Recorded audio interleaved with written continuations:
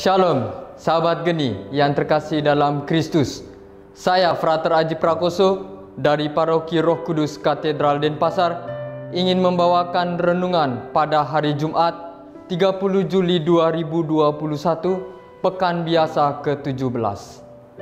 Inilah Injil Yesus Kristus menurut Matius. Pada suatu hari, Yesus kembali ke tempat asalnya. Di sana ia mengajar orang di rumah ibadat mereka. Orang-orang takjub dan berkata, "Dari mana diperolehnya hikmat itu? Bukankah dia itu anak tukang kayu? Bukankah ibunya bernama Maria dan saudara-saudaranya Yakobus, Yusuf, Simon dan Yudas? Dari mana diperolehnya semuanya itu?" Lalu mereka kecewa dan menolak dia. Maka Yesus berkata kepada mereka, "Seorang nabi dihormati di mana-mana, kecuali di tempat asalnya sendiri dan di rumahnya." Karena ketidakpercayaan mereka itu, maka Yesus tidak mengerjakan banyak mukjizat di situ. Demikianlah Injil Tuhan. Terpujilah Kristus. Opa Oma, Bapak Ibu, Saudara-saudari, singkatnya sahabat geni yang terkasih dalam Kristus. Yesus tampil sebagai tokoh yang tidak sepenuhnya dipahami oleh orang-orang sekampungnya sendiri. Pengajaran yang dilakukan menjadi suatu penolakan begitu saja. Lain daripada itu, karya-karya ajaib Yesus jauh dari pemikiran manusiawi mereka. Mereka tidak dapat menerima status sosial Yesus yang bukan dari golongan terhormat, dapat menjadi seorang yang memiliki kuasa penuh untuk melakukan suatu mukjizat. Sikap penolakan terhadap Yesus terutama bukan dalam bentuk menolak secara fisik, tetapi menolak untuk percaya kepada Yesus sendiri.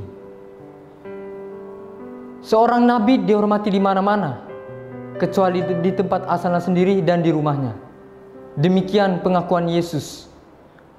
Jika kita mengetahui latar belakang keluarga Yesus, sama seperti yang dikatakan oleh orang kampung-kampung itu, bahwa Yesus hidup dari kesederhanaan saja.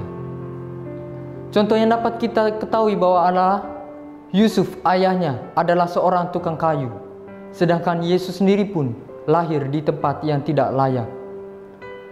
Kesederhanaan adalah suatu kebajikan luar biasa, artinya selalu dihiasi dengan kerendahan hati dan menunjukkan kemuliaan. Siapapun yang sederhana dapat menikmati hal-hal kecil. Kesederhanaan dapat menuntut kita untuk menghargai kemenangan orang lain, memahami bahwa kita adalah bagian dari komunitas manusia dan dapat dipersatukan oleh ikatan bersama. Acap kali kita hidup lebih dalam hal mendapatkan apa yang tidak kita miliki dan tidak menikmati apa yang kita miliki sendiri. Kesederhanaan bukan berarti konformisme atau kepasifan, melainkan dapat membantu manusia untuk berjalan lebih ringan dalam kehidupan dan selalu bergerak maju dalam pengertian evolusi. Sahabat geni yang terkasih, sejak masa lampau hingga sekarang, kepercayaan manusia terhadap sesuatu dibutuhkan dari penglihatan langsung atau secara realitas dialaminya.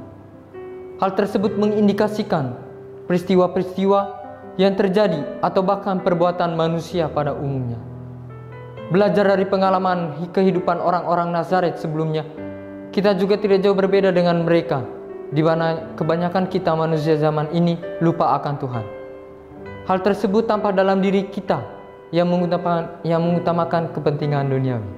Sahabat geni yang terkasih, oleh karena itu, marilah mulai hari ini kita bersama-sama belajar dari orang-orang Nazaret.